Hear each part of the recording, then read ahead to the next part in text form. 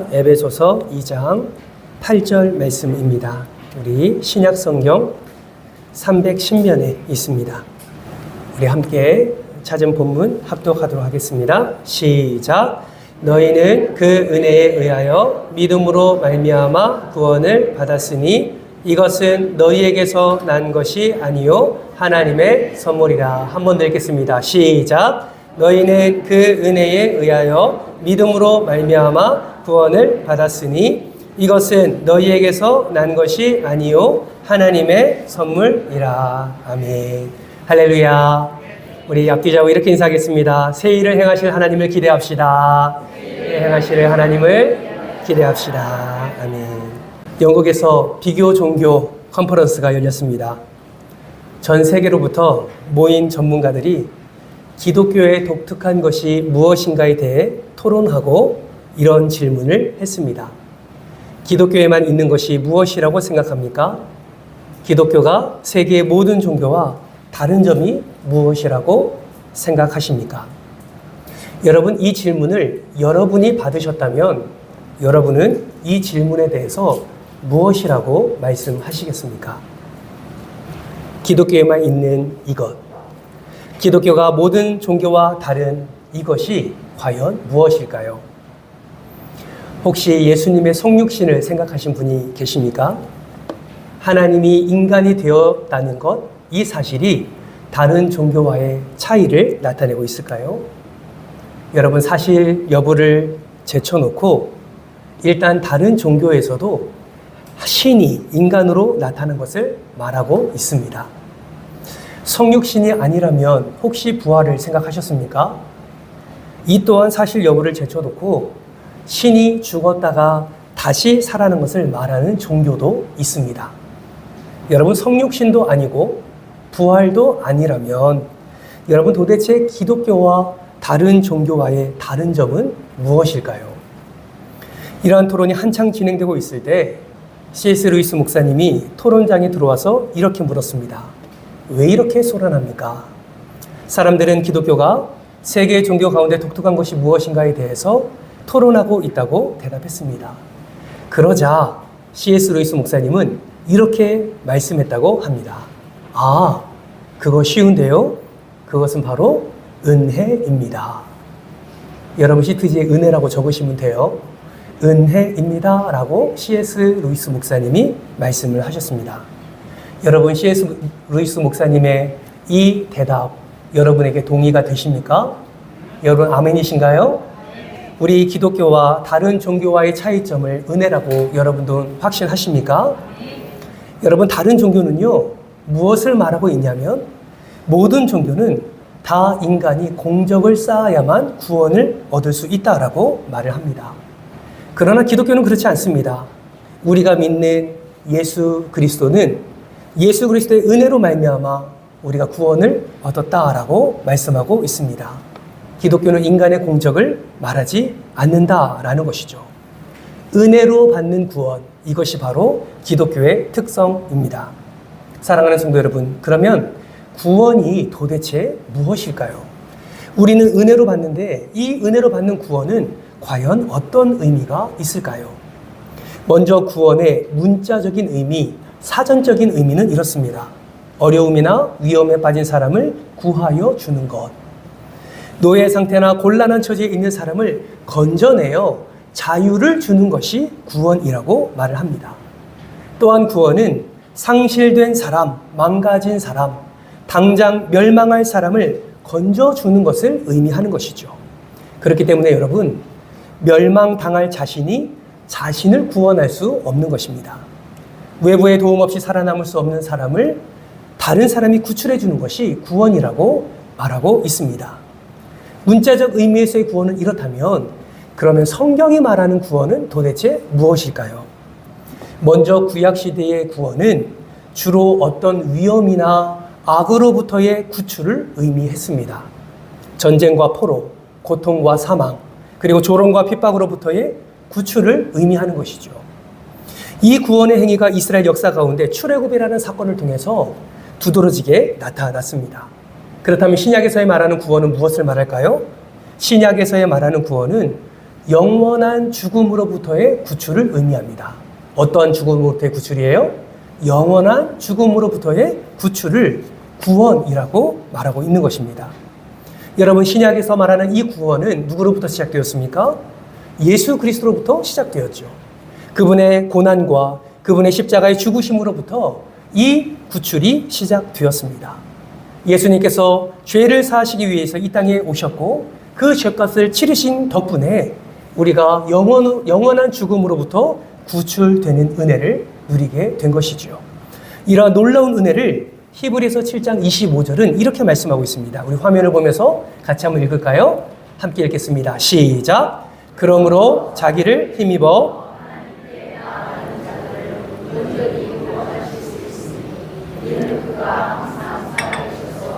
그들을 위하여 간구하심이라. 아멘.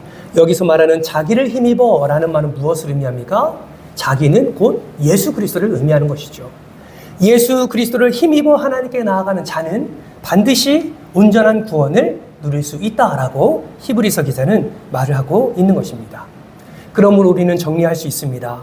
기독교에서 말하는 구원, 성경이 말하는 구원은 무엇이냐면 예수님을 힘입어 죄와 사망의 권세로부터 벗어나 영원한 생명을 누리는 것이 구원이다 라고 말할 수 있는 것입니다. 예수 그리스도는 우리의 죄와 하나님의 진노와 심판으로부터 건져주시는 구원의 선물을 우리에게 주셨습니다. 그렇다면 여러분, 다른 종교에서는 구원을 말하고 있지 않습니까? 말하고 있지요. 그러면 다른 종교에서 말하는 구원과 기독교, 성경이 말하는 구원과 어떤 차이가 있을까요? 첫 번째는 다른 모든 종교들은 죄인인 인간이 또 다른 죄인인 인간을 구원하는 하나님의 뜻에 기초하고 있지만 기독교는 의로우신 하나님이 인간을 구원하는 하나님의 뜻에 기초하고 있습니다. 여러분, 시트지 뒷면을 보시면 기독교 밑에 괄호에 있죠? 인간의 뜻이 아니라 누구의 뜻에 기초하고 있다고요? 하나님의 뜻에 기초하고 있다라는 것이죠. 예수님을 사람을 구원하시고자 하시는 하나님의 뜻을 이루는 면에서 구원 사역을 이루어 가신 것입니다. 이를 위해서 예수님은 자신의 목숨을 걸고 순종하신 것이죠. 두 번째, 세상의 다른 종교는 교주가 교인들을 이용하는 경우가 많지만 기독교는 죄가 없으신 하나님의 아들이 사람이 되어 흘리는 보혈을 통해서 인간들을 구원하시는 믿음에 기초합니다. 하나님의 아들을 통한 구원, 이것이 기독교가 말하는 구원이다라는 것이죠. 세 번째는 다른 종교들은 인간의 행위와 공로를 의지해서 구원을 획득하려 하지만 기독교는 인간의 공로는 구원과 전혀 무관한 것입니다. 오직 하나님의 은혜로 구원을 선물로 얻는 것이죠. 그러므로 인간의 바른 행위는 구원받은 자로서 마땅히 살아내야 하는 삶의 모습인 것입니다. 그렇다면 여러분, 하나님께서는 이 인간을 구원하시기 위해서 어떤 방법을 사용하셨습니까? 우리가 잘 아는 말씀이지요. 사도행전 4장 12절 말씀을 우리 화면을 보면서 같이 한번 읽겠습니다. 시작! 다른 이로서는 구원을 받을 수 없나니 천하 사람 중에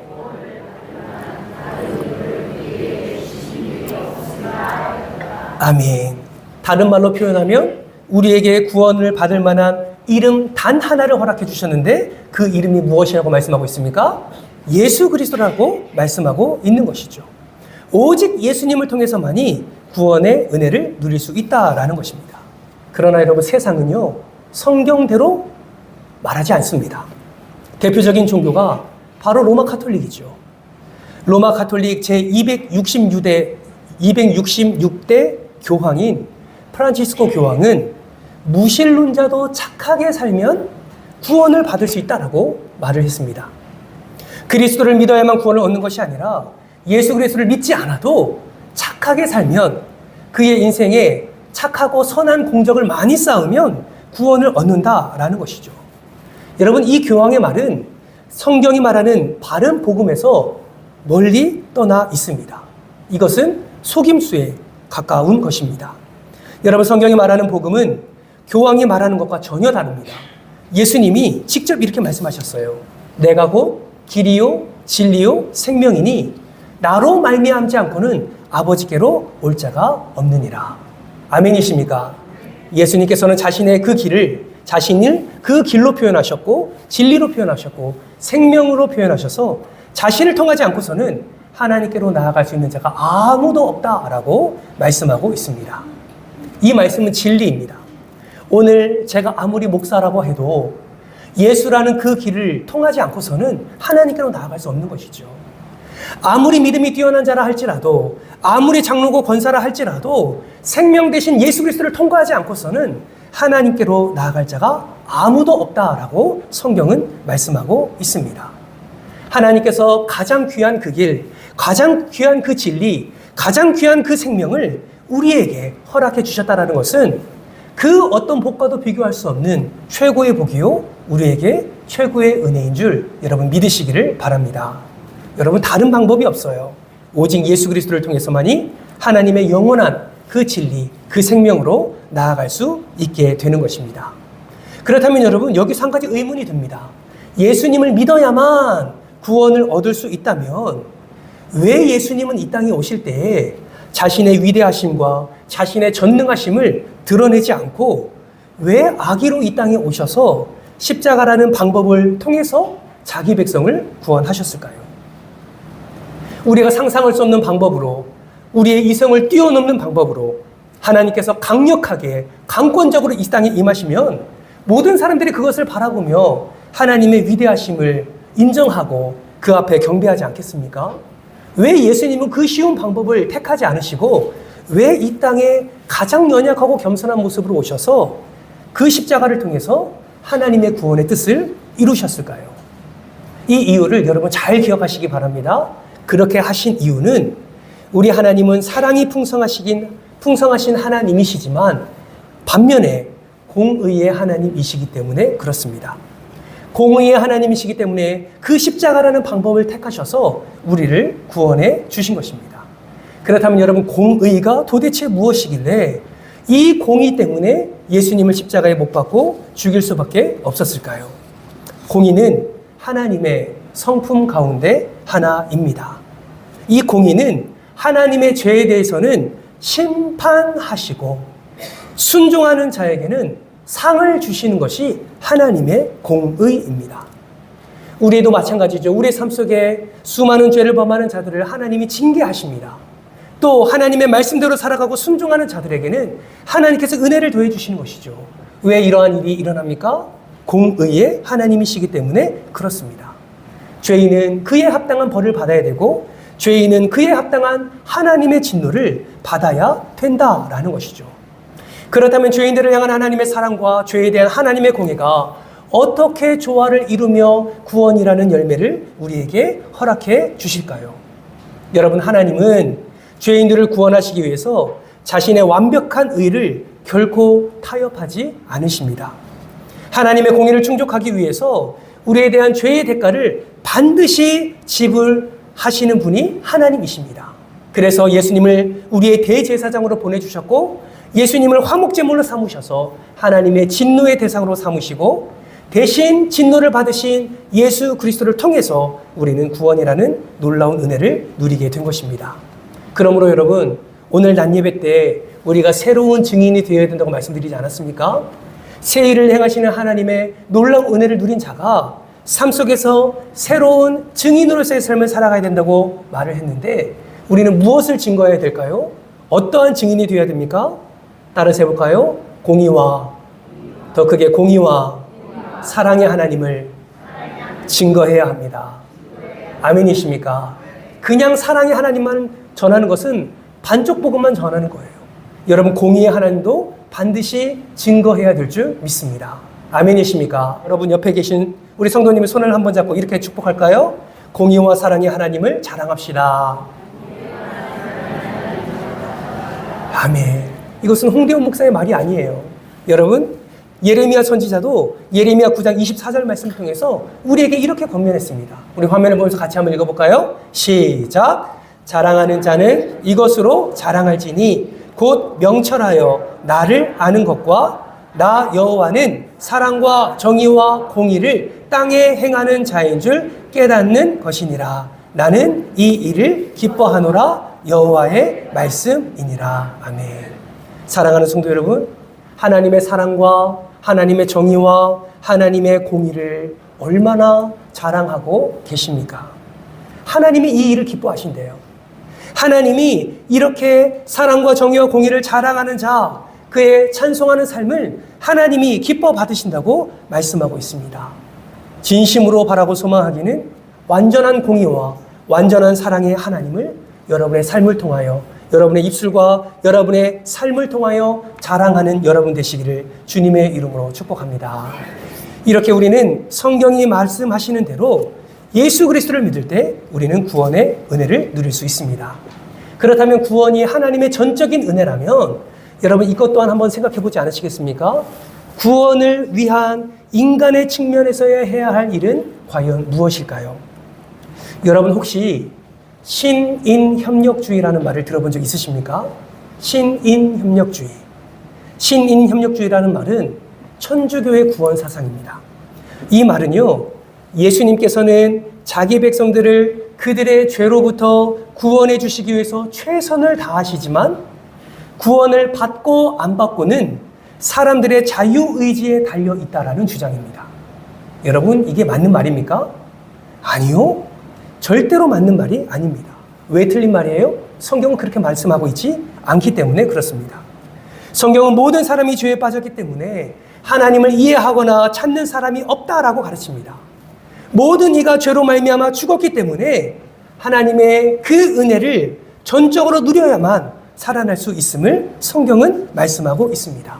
그 구원의 여부를 사람의 자유의지로 선택이 가능하다라고 말하고 있지 않는다라는 것이죠. 여러분, 예를 들면 이런 겁니다. 여러분, 홍수에 떠내려간 사람을 본 적 있으십니까? 만약에 홍수에 떠내려가는 사람을 구출하기 위해서 구명로프를 던졌다고 칩시다. 떠내려가는 사람이 그 구명로프를 받아서 이렇게 잡았습니다. 그리고 그 구명로프를 던져준 사람이 땡겨서 그를 구원해 주었습니다. 여러분, 질문합니다. 홍수로 떠내려가고 있어요. 밧줄을 던져 주었습니다. 그 사람이 밧줄을 잡았어요. 그리고 땡겼어요. 그 사람이 그 물에서 나왔습니다. 여러분, 이것이 구원일까요? 아닐까요? 반응을 해주셔야 제가 또 한 번 설명을 안 합니다. 홍수에 떠내려가고 있어요. 던졌습니다. 잡았어요. 땡겼어요. 빠져나왔습니다. 이거의 구원일까요? 아닐까요? 아닙니까? 맞지요. 문자적 의미에서는 구원이 맞습니다. 그러나 성경이 말하는 구원은 아닙니다. 어디서 잘못됐을까요? 성경이 말하는 구원이 아니라는 것을 어디가 잘못된 것임을 말할 수 있겠습니까? 여러분, 성경이 말하는 것은 죄인은 이미 죄로 말미암아 어떻게 된 자입니까? 죽은 자예요. 죽은 자는 의지로 힘으로 무엇인가를 잡을 수 있습니까? 없습니까? 없어요. 지금 말하고 있는 얘는 신인협력주의를 말하는 거예요. 던졌을 때 잡고 안 잡고는 그 사람의 여부에 달려 있다는 거죠. 성경은 그것을 말하고 있지 않습니다. 죄인 된 자는 이미 죽었고 잡을 수 있는 여력이 없습니다. 아무런 공적이 없어요. 아무런 힘이 없습니다. 오직 하나님의 은혜로 말미암아 구원을 얻게 된다는 것이 성경이 말하는 구원입니다. 그러므로 여러분 기억하십시오. 성경이 말하는 구원은 이미 빠져 죽은 사람에게 새 생명을 불어넣는 것이 구원이지, 로프를 던져서 잡아서 땡기는 것이 구원이 아니다라는 것을 반드시 기억하시기 바랍니다. 이 또한 기억하십시오. 우리가 그 죽은 자였다라는 거예요. 우리가 이미 죄로 말미암아 죽은 자였습니다. 그러나 예수 그리스도로 말미암아 하나님께서 저와 여러분에게 새 생명을 불어넣어 주셨고 그것으로 말미암아 우리는 구원의 은혜를 누리게 되었습니다. 이 기쁨을 우리가 어찌 감사로 표현하지 않을 수가 있겠습니까? 사도 바울도 디모데후서 1장 9절 말씀에서 이러한 구원을 이렇게 표현하였습니다. 우리 화면을 보면서 같이 한번 읽을까요? 시작! 하나님이 우리를 구원하사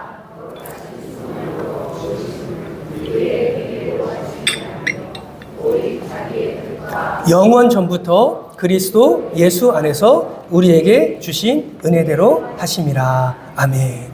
그러므로 우리는 확실히 정의할 수 있습니다. 구원은 우리의 어떠한 행위, 자유의지에 대한 어떠한 선택이 아니라 전적인 하나님의 은혜다라는 것을 반드시 기억하시길 바랍니다. 이뿐만 아니라 성경은 구원을 말할 때에 구원에 대해서 세 가지로 표현되고 있는 것을 확인할 수가 있습니다. 여러분, 이 세 가지가 어떻게 표현되어 있을까요? 첫 번째, 여러분 시트지 한번 적어보실까요? 과거의 구원입니다. 과거의 구원. 오늘 우리는 에베소서 2장 8절 말씀을 함께 읽었습니다. 다시 한번 읽어볼까요? 8절 말씀 다 같이 한번 읽겠습니다. 시작. 너희는 그 은혜에 의하여 믿음으로 말미암아 구원을 받았으니 이것은 너희에게서 난 것이 아니요 하나님의 선물이라. 아멘. 여러분, 예수 그리스도를 믿는 순간 우리는 구원을 받습니다. 아멘이십니까? 예수 그리스도를 믿기만 하면 예수 그리스도께서 우리의 죄 때문에 십자가에 피 흘리신 것에 근거해서 우리는 죄의 용서를 받는 것입니다. 예수 그리스도를 믿기만 하면 예수 그리스도께서 완벽하게 사심으로 인해 이루신 완벽한 의가 믿는 사람에게 넘어오는 것입니다. 이는 예수 그리스도를 믿는 사람의 경우 그와 연합했기 때문에 하나님은 예수 그리스도를 보내시고 그 죄를 용서해 주시며 의롭다 선언해 주시는 것이죠. 그래서 여러분, 과거의 구원, 즉 예수를 믿음으로 말미암아 구원을 얻는다는 것은 무엇과 연결되냐면 칭의와 연결이 됩니다.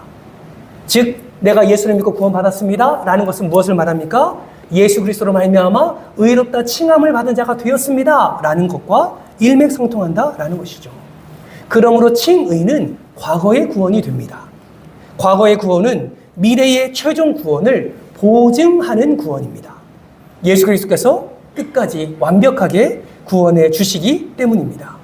그러면 두 번째로 표현되는 구원은 무엇입니까? 미래의 구원입니다. 미래의 구원. 미래적 구원은 어떤 의미가 있을까요? 사도 베드로는 베드로전서 1장 5절 말씀에서 이렇게 말씀합니다. 이 역시 같이 한번 읽어보겠습니다. 시작. 너희는 말세에 나타내기로 예비하신 구원을 얻기 위하여 믿음으로 말미암아 하나님의 능력으로 보호하심을 받았느니라. 아멘. 우리는 예수를 믿으면 구원을 받습니다. 의롭다 칭함을 받습니다. 이것이 과거의 구원이에요. 그렇다면 이 구원은 완성된 구원이 맞나요? 틀린가요? 완성된 구원은 아직 아닙니다. 완성된 구원을 보증하는 구원이라고 말씀드렸어요. 그러면 완성된 구원은 언제 이루어지냐? 예수님이 다시 재림하실 그때에 완성된 구원이 이루어지게 되는 것입니다. 이것이 바로 미래의 구원입니다. 그렇다면 예수님이 재림하셔서 구원을 완성하실 때 어떤 일이 일어납니까? 성경의 약속대로 그리스도의 재림의 날이 되면 하나님의 자녀들은 몸의 변화를 경험하게 되고 영광스럽게 예수님이 부활하신 것처럼 우리도 부활하게 된다라고 성경은 말씀하고 있습니다. 이것을 무엇이라고 말할까요? 영화라고 말을 합니다. 완전한 부활의 은혜를 경험하며 정말 영화롭게 되는 놀라운 그 은혜의 자리에 우리가 있게 되는 것이죠. 그래서 예수 그리스도를 믿는 사람에게는 이 과거적 구원과 이 미래의 구원이 보장되어 있는 것입니다. 그렇다면 마지막 세 번째 구원의 표현은 무엇입니까? 현재의 구원이죠. 이미 의롭다 칭함을 받은 우리, 이미 예수님이 재림할 것을 약속하시고 그때 구원의 완성이 이루어진다라는 그 놀라운 사실을 믿는 그리스도인들은 현재의 구원을 이루며 살아가는 존재라는 것을 성경은 말하고 있습니다. 여러분, 사도 바울은 빌립보서 2장 12절 말씀에서 이렇게 말씀합니다. 같이 한번 읽겠습니다. 시작. 그러므로 나의 사랑하는 자들아,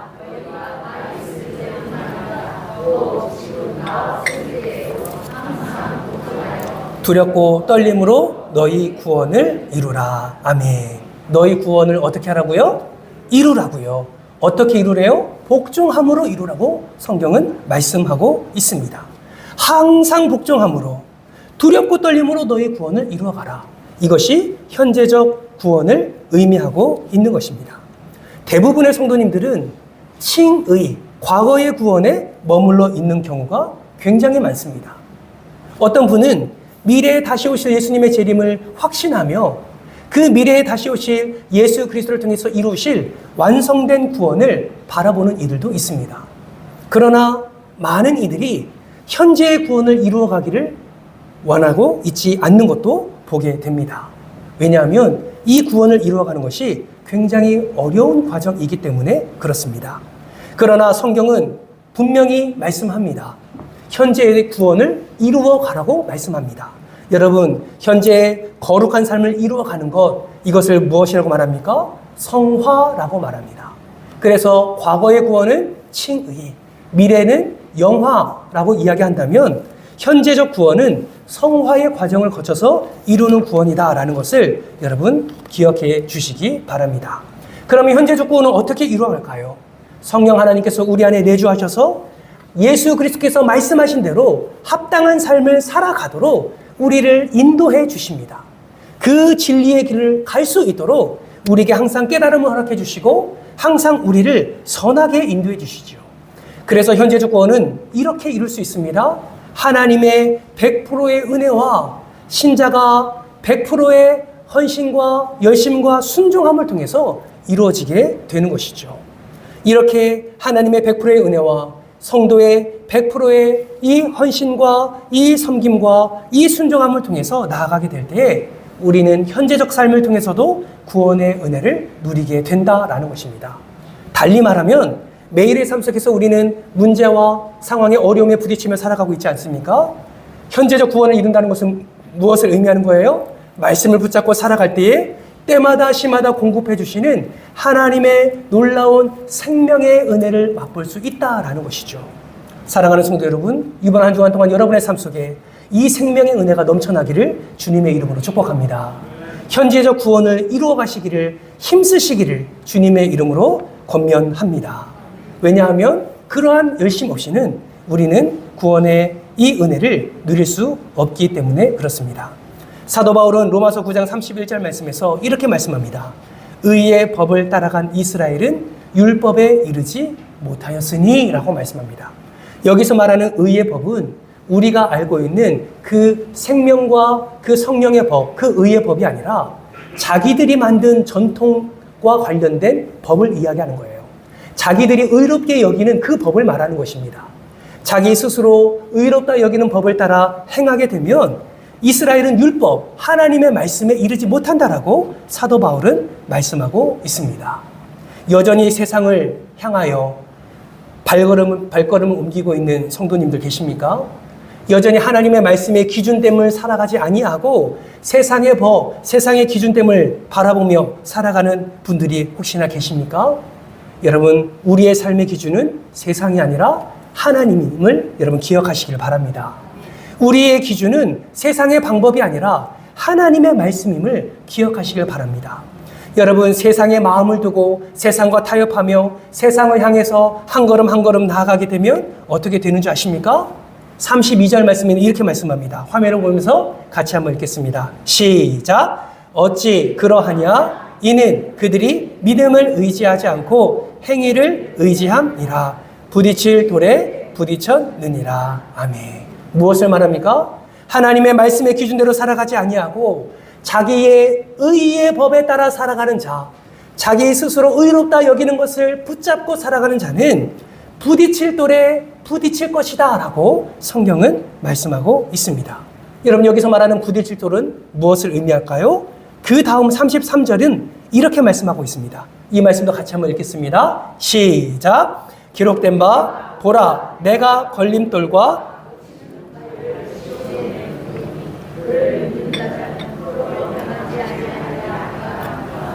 아멘. 여러분, 33절 말씀에 보면 내가 라고 말합니다. 여기서 말하는 내가는 누구를 말할까요? 우리 주님을 말하는 것이죠. 주님이 시온에 걸림돌과 거치는 바위를 두겠다라고 말씀하십니다. 자기의 뜻대로, 자기의 의지대로, 자기의 행위를 따라 살아가는 자는 그 주님이 놓은 걸림돌과 거치는 바위에 걸려 넘어지게 될 것이라고 성경은 분명히 말씀하고 있습니다. 사랑하는 성도 여러분, 예수 그리스도가 구원의 통로이기도 하지만 어떤 이들에게는 예수 그리스도가 걸림돌이 되기도 합니다. 여러분에게 있어서 예수님은 걸림돌이십니까? 구원의 은혜를 허락해 주시는 디딤돌이십니까? 바라고 소망하기는 예수 그리스도가 여러분에게 걸림돌 되지 않기를 바랍니다. 세상과 타협하며 걸려 넘어져 항상 고통과 아픔 가운데 살아가는 것이 아니라 우리에게 구원을 허락해 주시는 예수 그리스도를 통해서 더 기쁨과 감사함으로 그 구원의 열매를 맛보는 저와 여러분 되시기를 주님의 이름으로 축복합니다. 따라서 우리는 이러한 구원의 은혜를 기억하고 우리에게 맡겨진 사명을 감당하기 위하여 한 걸음 한 걸음 나아가게 될 때에 하나님께서는 우리의 모습과 우리의 순종함을 통하여 하나님께서 구원의 풍성한 열매를 허락해 주실 줄 믿습니다. 이 믿음으로 나아갈 때에 하나님께서는 더 큰 역사를 우리의 삶 가운데서 허락해 주시는 것이죠. 그러므로 여러분, 우리는 이번 한 주간 동안 어떻게 살아가야 되겠습니까? 행위로 얻는 구원이 아니라 은혜로 얻는 구원이기에 하나님의 절대 주권을 우리는 인정함과 동시에 우리가 감당해야 될 현재의 구원을 이루어가는 우리의 삶의 바른 책임을 우리는 절대로 놓쳐서는 안 됩니다. 하나님의 주권과 인간의 책임은 공존하는 것입니다. 우리의 책임이 하나님의 주권에 어떤 결정에 영향을 미치진 않습니다. 그러나 하나님의 주권을 인정하고 그 인정하는 주권에 순종하는 책임지는 삶을 살아갈 때에 하나님께서는 우리의 삶 속에 더 큰 은혜를 허락해 주신다는 사실을 반드시 기억하시기를 바랍니다. 그러므로 여러분, 하나님의 주권을 인정하는 한 주간 되시고 그 주권을 인정하는 삶 속에 하나님의 말씀에 순종함으로 하나님께 영광 올려드리는 복된 한 주간 되시길, 그래서 거룩을 살아내시고 그래서 구원의 열매를 풍성히 맛보는 저와 여러분 되시길 주님의 이름으로 축원합니다. 이 시간 오늘 말씀을 기억하면서 함께 우리 기도의 자리로 나아가겠습니다. 이 시간에 기도할 때에 오늘 말씀 속에 말씀하시는 분명한 하나님의 뜻을 잘 깨달을 수 있도록 은혜를 더하여 주시옵소서. 하나님의 놀라운 사랑과 은혜로 말미암아 우리가 날마다 구원의 열매, 그 구원을 통해서 허락해 주시는 생명의 은혜를 매일의 삶 속에서 누릴 수 있도록 도와주시옵소서. 하나님의 주권을 인정하는 한 주간 되게 하시고 또 하나님 안에서 우리가 말씀에 순종하는 바른 책임을 잘 감당할 수 있도록 주께서 은혜를 더하여 주옵소서. 이러한 기도 제목으로 하나님께 간절함으로 나아가기를 원합니다. 하나님 감사합니다. 영원하고 완벽한 대제사장 예수 그리스도를 우리에게 보내주셔서 우리가 과거의 구원과 미래의 구원뿐만 아니라 현재의 구원까지 이루어갈 수 있도록 인도해 주심에 참으로 감사를 드립니다. 하나님, 세상 사람들은 여전히 예수 외에도 다른 구원이 있다고 말합니다. 자신의 지식과 자신의 그 어떠함을 드러내면서 예수가 아니고서도 구원에 이를 수 있다라고 말을 합니다. 하나님, 그러나 우리가 이 구원관을 정말 바르게 세우지 않으면 우리는 그 세상이 말하는 것에 휩싸여서 예수 그리스도가 아닌 것에 우리의 몸을 조아리며 우리가 우상을 숭배하게 될 것입니다. 오직 구원은 예수 그리스도 말미암다는 것을 우리 심중 깊숙이 새기게 하여 주시고 아버지는 어떤 인간의 공적과 행위로 말미암아 그 구원이 성취되지 않는다라는 사실을 반드시 기억하셔서 하나님을 믿는 온전한 믿음, 예수 그리스도를 믿는 온전한 믿음을 소유하여 오직 하나님이 기뻐하시는 그 믿음의 길을 걸어가는 우리 모두가 되게 하여 주옵소서. 구원에 대한 지식이 지식으로 머물지 않게 하시고 구원에 대한 이 은혜가 삶 속에서 더 분명하게 드러날 수 있도록 인도해 주셔서 귀한 성화의 과정을 살아가는 우리의 삶 속에 현재적 구원을 이루어가는 놀라운 역사가 일어날 수 있도록 인도하여 주옵소서. 이번 한 주간에도 우리 사랑하는 장로님들, 권사님들, 집사님들, 우리 안수 집사님들 한 분 한 분을 다 붙잡아 주시고 아버지 하나님 구원의 놀라운 은혜로 말미암아 하나님 안에서 기쁨과 감사가 고백되는 놀라운 복된 한 주간 되게 하여 주시옵소서. 감사를 드리오며 사랑이 많으신 예수님의 이름으로 기도드리옵나이다. 아멘.